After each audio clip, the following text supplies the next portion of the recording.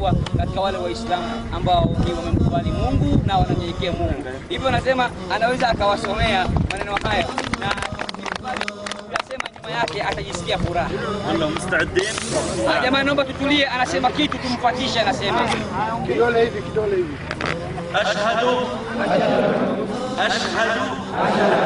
anna la ilaha illa Allah wa ashhadu anna Muhammadan rasulullah. Allahu akbar. Allahu akbar.